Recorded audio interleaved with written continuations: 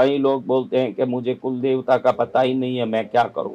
ये भी एक दोष है, क्योंकि कुल देवता की पूजा हजार कांटों को निकालने वाला, हजार अंधेरे को ठीक करने वाला, प्रकाशमय करने वाला सर्वश्रेष्ठ अगर कोई साधना है तो ये कुल देवता की उपासना है।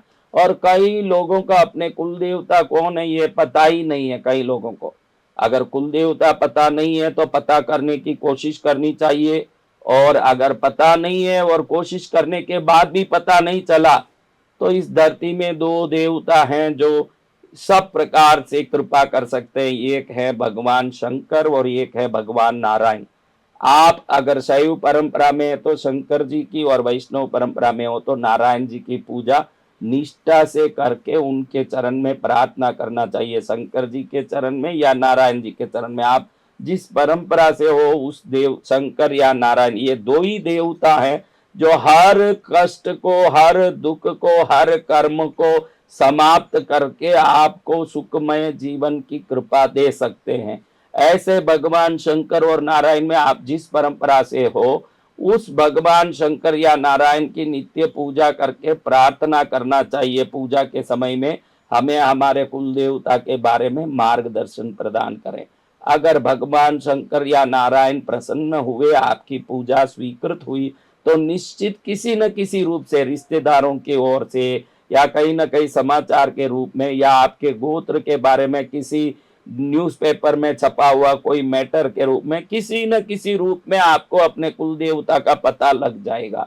कुल देवता का पता लगना इसलिए जरूरी है कि कुल देवता के कारण ही पितृदेव के दोष से मुक्त हो सकते हो, क्योंकि आपके जितने पितृ हैं वो सब उसी कुल देवता की पूजा भक्ति कर करके जीवन को सफल किए हैं, और आप उसकी पूजा करते हैं। ये मालूम पड़ते ही आधा तो दोष आपका उनकी खुशी से समाप्त हो जाता है, और बाकी आधा दोष कुल देवता की पूजा करते करते भी समाप्त हो सकता है। इसलिए घर घर में कुल देवता की पूजा अत्यंत अनिवार्य है, और कुल देवता जो नहीं जानते हैं वो भगवान शंकर या नारायण की पूजा करके प्रार्थना करके अदृश्य आशीर्वाद की कृपा से कुल देवता का कृपा प्राप्त करना अनिवार्य है।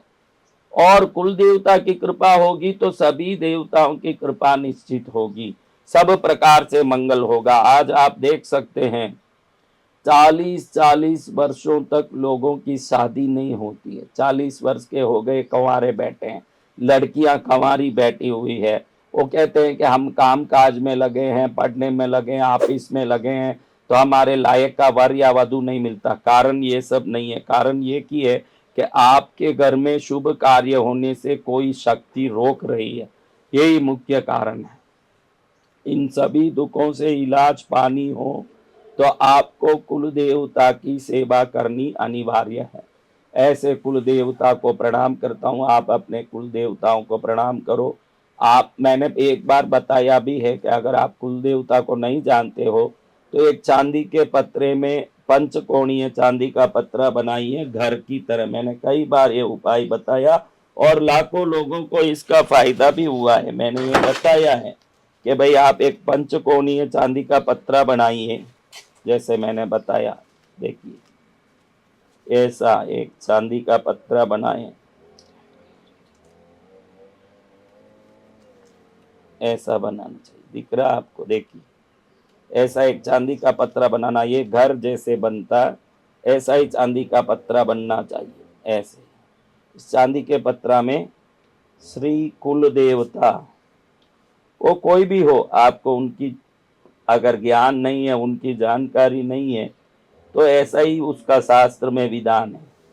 श्री कुल देवता, देखिए मैंने लिखा है, वो देवी हो के देव हो, श्री कुल देवता लिख के उनका धूप दीप पुष्प चंदन नैवेद्य फल से पूजा शुरू करना चाहिए। जब ये पूजा शुरू कर देते हैं तो वो देवता खुद ही उससे आकर्षित होके, क्योंकि जैसे अपने माँ बाप की हम सेवा करते हैं, उनके नाम से नहीं करते, माँ बोलते हैं, पिताजी बोलते हैं, वैसे कुल देवता के नाम जानने की आपकी जरूरत नहीं। इसमें आप प्रार्थना करेंगे कि मेरे जो भी कुल देवता मेरे कुल के, वो इसमें आके स्थापित हो जाएं और मेरी पूजा स्वीकार करें। वो जो भी कुल देवता होंगे वो उसमें आ जाएंगे, और निश्चित रूप से आपको उस कुल देवता की कृपा से अनेक प्रकार के दोषों से मुक्ति मिलेगी। पितृ श्राप, पितृ दोष से भी बहुत हद तक शांति मिलेगी। घर में जो अशुभ कार्य हो रहे हैं, शुभ कार्य होने से रुक रहा है, कोई ना कोई शक्ति उसको रोक रहा है, तो वो शुभ कार्य भी आपके जीवन में होने शुरू हो जाएंगे और अनेक प्रकार से आपको लाभ होना शुरू हो जाएगा। तो कुल देवता की पूजा जरूर है। और किसी घर में मेरी प्यारी माताओं, बहनों, भाइयों, आपके घर में कोई सदस्य पूजा करने से रोक रहा है, पूजा करने नहीं देता, मंदिर जाने नहीं देता, अच्छे काम करने नहीं देता, उससे झगड़ा करता है, तो समझना कि वो नास्तिक नहीं है, उसके पास कोई दोष है जो शुभ पुण्य आने से रोकने के लिए उसको इस प्रकार से प्रवृत्ति करने दे रहा है और आपके घर में शुभ पूजा भक्ति होने से उसको रोकता है। आपको किसी भी प्रकार से दृश्य अदृश्य रूप से भक्ति करके उस दोष की मुक्ति का प्रयत्न करना चाहिए, वरना तो परेशानी निरंतर रहेगी और वो परेशानी आपके जीवन को परेशान कर देगी।